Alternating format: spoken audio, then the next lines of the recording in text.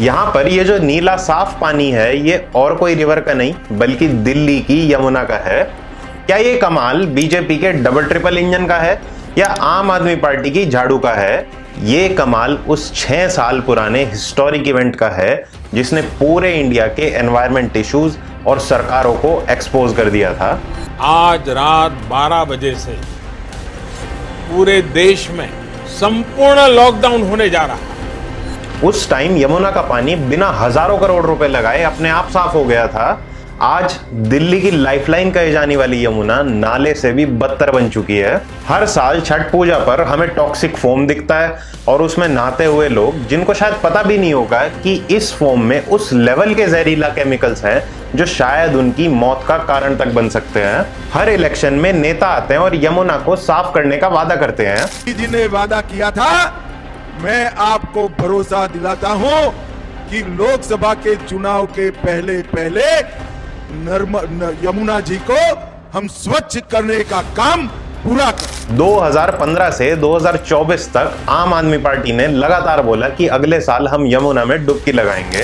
आप हमें 5 साल दीजिए, 5 साल में यमुना को इतना खूबसूरत बना देंगे कि आप अपने बच्चों के साथ पिकनिक मनाने के लिए यमुना के तट पर जाना शुरू करेंगे। अगले चुनाव तक मैं यमुना को साफ करूँगा और अगले चुनाव के पहले मैं भी यमुना में डुबकी लगाऊंगा और आप सब लोगों को यमुना के साफ पानी में डुबकी लगाऊंगा। और अब जब दिल्ली में सरकार बदली और बीजेपी का डबल इंजन आया, दिल्ली, हरियाणा और सेंटर तीनों जगह एक ही पार्टी, तो आज 1 साल बाद भी यमुना का हाल वही है। यमुना की टोटल लेंथ 1376 किलोमीटर है और उसमें से सिर्फ 22 किलोमीटर का स्ट्रेच दिल्ली से होकर गुजरता है। जो यमुना कोरोना वायरस के लॉकडाउन में बिना एक भी रुपया खर्च किए मात्र 13 दिन में अपने आप साफ हो गई थी, आखिर पिछले लगभग 10 साल में 10,000 करोड़ रुपए से भी ज्यादा खर्च करने के बाद भी क्यों साफ करने में नाकाम है दिल्ली की सरकार? आइए जानते हैं इस वीडियो में। सबसे पहले शुरुआत करते हैं प्रॉब्लम का स्केल समझने से। यमुना रिवर टोटल 1376 किलोमीटर लंबी है और हरियाणा के पाला रीजन से दिल्ली में एंटर करती है और ओखला रीजन से एग्जिट करती है। ये दिल्ली का स्ट्रेच मात्र 22 किलोमीटर का है और ध्यान से सुनना, ये 22 किलोमीटर यमुना की टोटल लेंथ का सिर्फ 2% है, लेकिन इस 2% में यमुना का 76% पोल्यूशन ऐड होता है। ऐसा क्यों?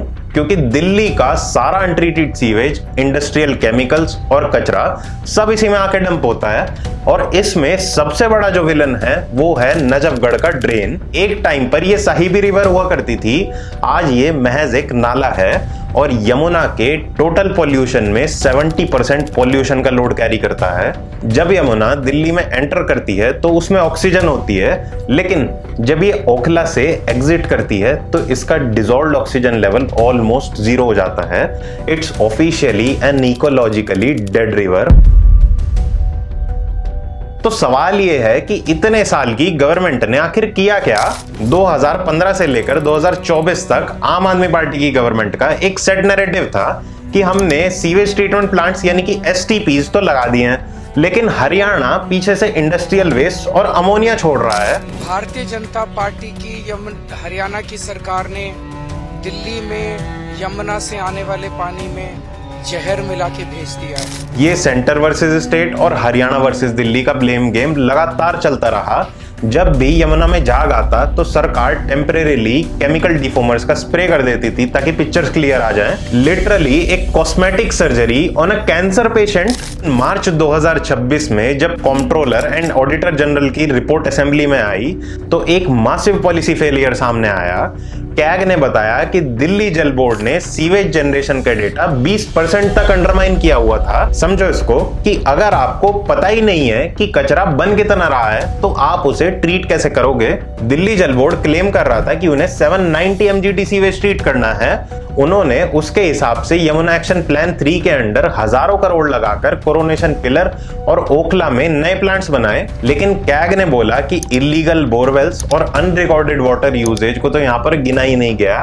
असली सीवेज जनरेशन तो इससे कहीं ज्यादा था। मतलब बेस्ट केस सिनेरियो में भी सब कुछ ठीक चलने के बाद भी 140 mgd से ज्यादा रॉ सीवेज सीधा यमुना में गिरने का गारंटी थी। और जो 35 STPs चल भी रहे थे उनमें से ज्यादातर का ट्रीटेड वाटर 2026 के दिल्ली पॉल्यूशन कंट्रोल कमेटी के स्ट्रिक्ट स्टैंडर्ड्स को मीट ही नहीं करता था। कैग की रिपोर्ट ने क्लियर कर दिया कि 74% ट्रीटेड वाटर रीयूज के लिए कंप्लीटली अनफिट था। मतलब अंडर ट्रीटेड पानी अभी भी डंप हो रहा था यमुना में। और इन सब का सबसे बड़ा बॉटलनेक क्या था? 1080 अनऑथराइज्ड कॉलोनीज जहां पर सीवर लाइंस बिछी नहीं है, जिसकी वजह से वहां का 212 mgd रॉ सीवेज सीधा स्टॉर्म वाटर ड्रेन्स में जाकर यमुना में गिर रहा है। अब आते हैं करंट सिनेरियो पर। 2025 में दिल्ली में बीजेपी की गवर्नमेंट आती है। अब सेंटर, हरियाणा, यूपी और दिल्ली सब जगह एक ही पार्टी है। डबल इंजन नहीं, क्वाड्रपल इंजन की सरकार है। तो ब्लेम गेम का एक्सक्यूज खत्म। नई सरकार ने आते ही मिशन साहिबी लॉन्च किया और नजफगढ़ ड्रेन को साफ करने के लिए फिनलैंड से महंगी एम्फीबियस ड्रेजर्स मंगवाई गई। और मार्च 2026 में उन्होंने एक बॉम्बास्टिक क्लेम किया कि यमुना का फीकल कोलिफॉर्म यानी कि जो पॉटी में पाया जाने वाला बैक्टीरिया है वो 145 टाइम्स कम हो गया है। मतलब ये लग रहा था कि यमुना इस बार वाकई में साफ हो जाएगी। लेकिन यहां आता है एक बड़ा स्कैम, द डाइल्यूशन स्कैम। एनवायरमेंटलिस्ट्स ने इस डेटा को चैलेंज किया। उन्होंने पॉइंट आउट किया कि इस बैक्टीरिया का लेवल इसलिए कम नहीं हुआ क्योंकि एसटीपीज अचानक से 100% एफिशिएंट हो गए। लेवल इसलिए गिरा क्योंकि टेस्टिंग डेट से ठीक पहले हरियाणा के हथनी कुंड बैराज से एक्स्ट्रा फ्रेश वाटर रिलीज कर दिया गया। इसको ऐसे समझो कि जब आप एक ग्लास गंदे पानी में 4 ग्लास साफ मिला दोगे तो पॉल्यूशन का कंसंट्रेशन तो ऑलरेडी कम हो जाएगा, लेकिन टोटल कचरा तो उतना ही रहा ना। Pollution was diluted not treated. अगर आप मार्च 2026 के दिल्ली के ग्रीन बजट को देखो तो प्रायोरिटी क्लियर है। हजारों करोड़ रुपए का budget river front beautification, cycle tracks और फ्लड एम्बैंकमेंट्स के लिए एलोकेट किया हुआ है। लेकिन जो 1080 अनऑथराइज्ड कॉलोनीज हैं जहां आज तक सीवर लाइंस नहीं बिछी हैं, जब तक उन कॉलोनीज का लास्ट माइल सीवर कनेक्शन एसटीपीज तक नहीं पहुंचेगा, चाहे आप कितने भी नए एसटीपीज बना लो, वो स्टॉर्म वाटर ड्रेन्स के थ्रू यमुना में ही जाके गिरेगा।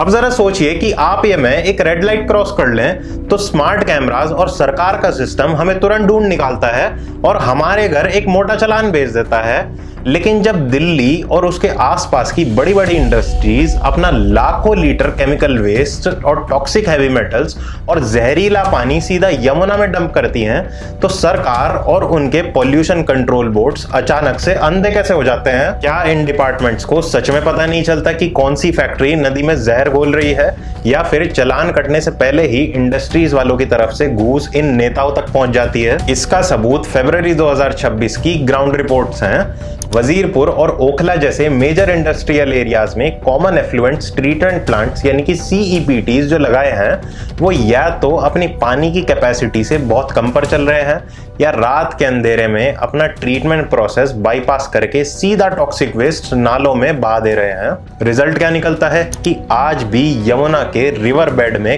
Cancer causing toxic heavy metals और इंडस्ट्रियल डाइज मिल रही हैं, और सरकार का zero tolerance policy on industry सिर्फ कागजों में एक मजाक बनकर रह गया है। पहले जब आम आदमी पार्टी की सरकार थी तो उनका एक सेट डायलॉग था कि हरियाणा पीछे से इंडस्ट्रियल वेस्ट छोड़ रहा है। अब बीजेपी पावर में है और सेंट्रल, दिल्ली और हरियाणा तीनों जगह इन्हीं की सरकार है।